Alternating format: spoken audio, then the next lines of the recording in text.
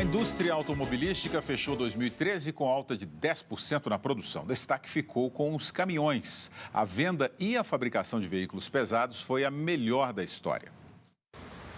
O GPS indicou o caminho errado e o motorista não conseguiu passar embaixo do viaduto na Avenida Pacaembu.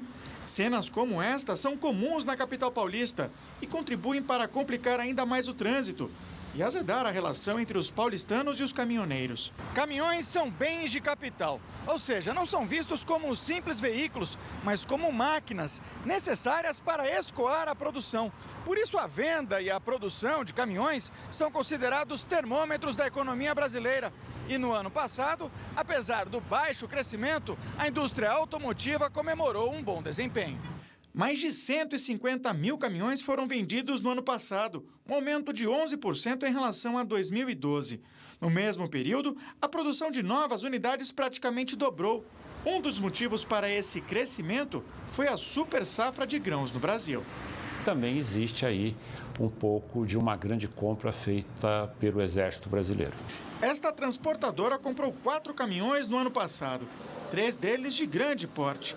Um investimento de R$1 milhão feito com a ajuda do BNDES, com juros bem abaixo do mercado. A gente pretende, sim, já no início desse ano, comprar novos veículos. A expectativa do mercado, ela não é muito boa, mas o nosso foco é investir, sim, em frota. Ainda há espaço para um crescimento nas vendas de caminhões. A frota brasileira é velha. Varia entre 10 e 23 anos, dependendo da categoria, o que diminui a produtividade e encarece o preço do frete.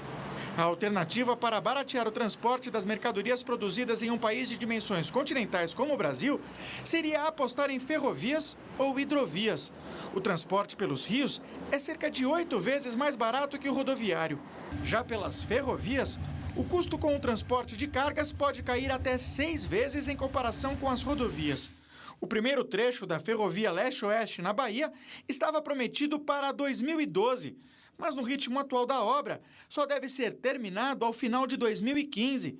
Já a conclusão da ferrovia Norte-Sul, que ligará o Pará ao Rio Grande do Sul passando por outros 8 estados, se arrasta há quase 30 anos. Não há uma convicção clara dos investidores de que, em esse governo permanecendo no poder, essas políticas de concessões, privatizações, elas vão continuar dessa forma, então, portanto, o investidor ele se afasta.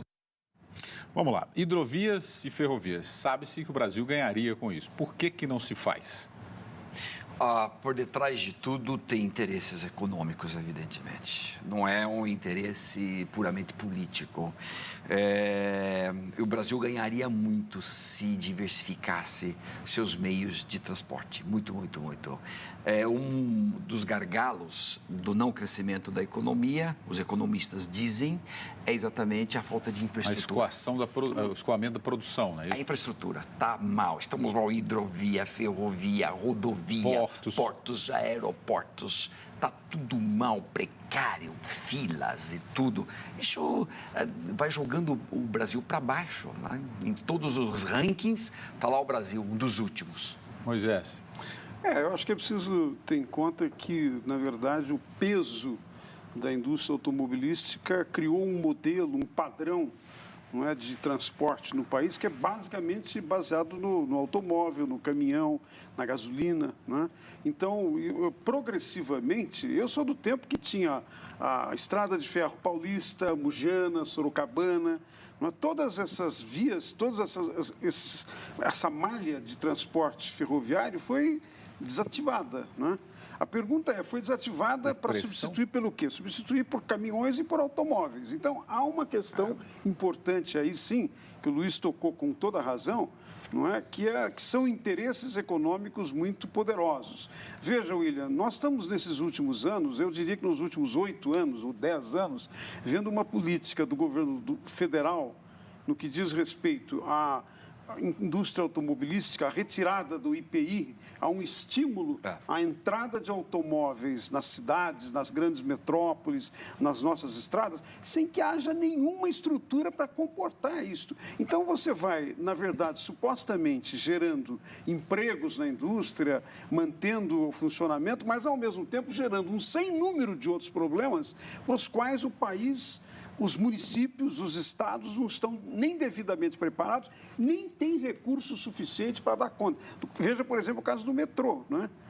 Quer dizer, eu sempre fico pensando em fazer essa conta. Se nós tivéssemos, ao invés de dar a renúncia fiscal do IPI durante 10 anos para a indústria automobilística, o que representaria esses impostos pagos em termos de recursos para ampliar a rede do metrô? Alguém precisaria responder isso para nós, responder para os eleitores, para que nós possamos fazer as nossas escolhas também em relação a políticas, né?